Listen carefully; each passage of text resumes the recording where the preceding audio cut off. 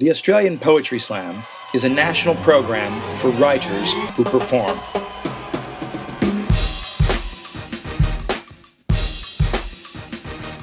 Refugee is a hollowed-out canoe.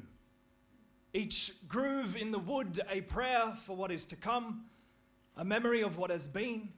What freedom must have sung in your veins as you carved that wooden tree, took your family to the ocean. Did you break champagne upon her bow? Did you name her Liberty?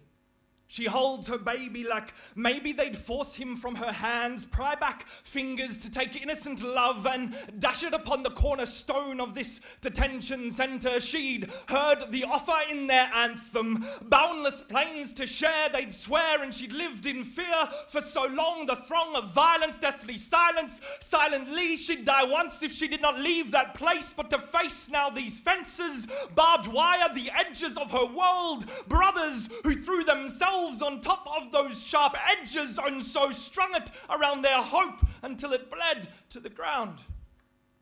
I would take it from their wrist, with bare hands twist these barbs into a necklace, the shape of Australia, hang it around my neck to show that this place was always big enough for the two of us, the three of us, the many of us. Before all else, we are first of all human. The refugee is a hollowed out canoe, cut from the roots of the land, weathered by the sea salt of escape, marred by the craggy rocks of border protection, burnt white from the night that took you from your people, hollowed by the policies of man as whitewashed politicians float their vote in the boat that was you. I refuse to call you anything but your name when all the world wants is to take it from you. Replace a name with a label. It is far easier to make policies about a label, far harder to look your daughter in the eye and tell her to go back where she came from. The refugee is a hollowed out canoe.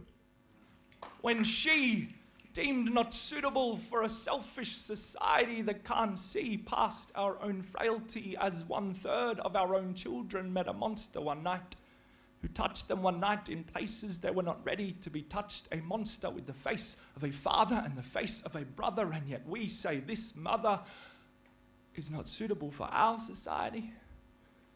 Maybe she would reveal to us that in the end we should only distrust ourselves more than any seeker of asylum. So come, my fellow countrymen, dip your tongues in this sand. For the mirage of this land is that we shall give every person a chance to stand tall, but the creak in your back from the bowels of the boat that brought you here shall forever hunt you over.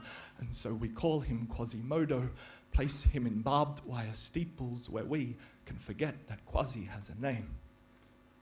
I refuse to call you anything but your name. The refugee is a hollowed out canoe. Before all else, we are first of all human.